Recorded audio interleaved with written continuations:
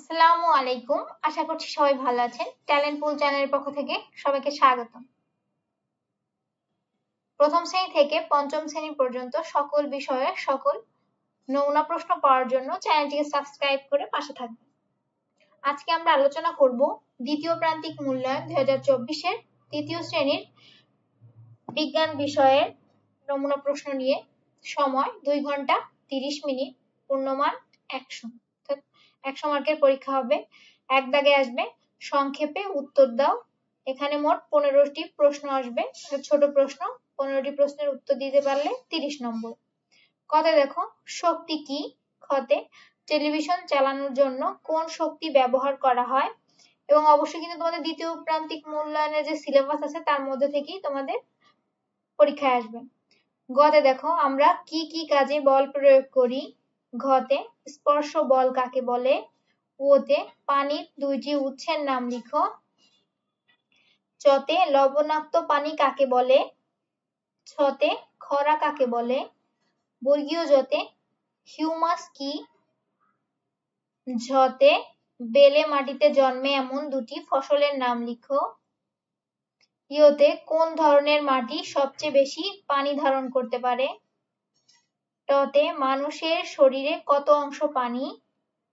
ঠতে শক্তির 2টি ব্যবহার লিখো। ডতে এঁটেল মাটির 2টি বৈশিষ্ট্য লিখো।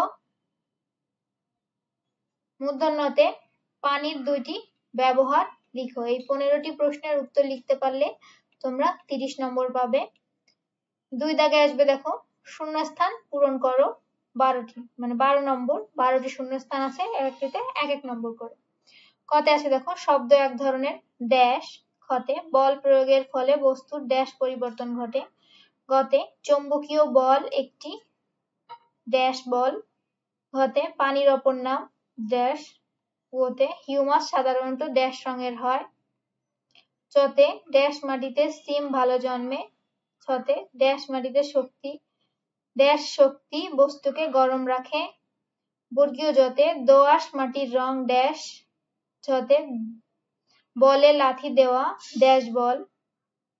ইয়তে ড্যাশ থেকে আমরা আলো পাই।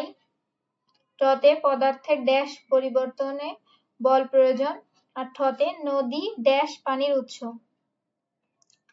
3 দাগে আসবে দেখো বাম পাশের বাক্য অংশের সাথে ডান পাশের বাক্য অংশের মিল করো, অর্থাৎ মিলকরণ।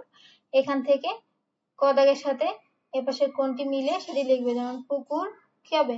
মিঠা পানির উৎস। এভাবে 5টির সঙ্গে কোনটির সাথে কোনটি মিলবে, সঠিকটির সাথে সঠিকটি মিলাতে পারলে তোমরা 10 নম্বর পাবে।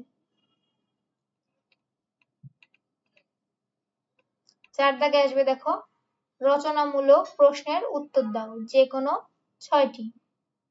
6টিতে 48 নম্বর। কতে দেখো শক্তির অপচয় কিভাবে রোধ করা যায় 4টি বাক্যে লিখো। খতে শক্তি কাকে বলে? আলো শক্তির 4টি ব্যবহার লিখো।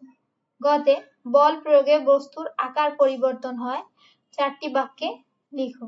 ঘতে স্বাদু পানি কাকে বলে? স্বাদু পানির উৎসগুলোর নাম লিখো।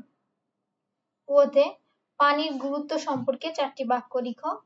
চতে কোন মাটিতে সবচেয়ে কম পানি ধারণ করতে পারে তার এবং সে মাটির কি লিখবে বৈশিষ্ট্যগুলো লিখো। ছতে মাটির বিভিন্ন ব্যবহার সম্পর্কে 4টি বাক্য লিখো। আর বর্গীয় জতে পানির অপচয় কিভাবে রোধ করা যায় 4টি বাক্যে লিখো। এই হচ্ছে মোট তোমাদের 100 নম্বরের পরীক্ষা। আমি যে নমুনা প্রশ্নটি দিয়েছি তোমাদের দ্বিতীয় প্রান্তিকের সিলেবাসের মধ্যে থেকেই দিয়েছি। তোমরা বাড়িতে তোমাদের প্রস্তুতি কেমন সেটা জানার জন্য অবশ্যই এই প্রশ্নের উপর একটি পরীক্ষা দিবে এবং কে কত নম্বর পাও আমাকে কমেন্ট করে জানাবে। আজ এ পর্যন্তই। আল্লাহ হাফেজ।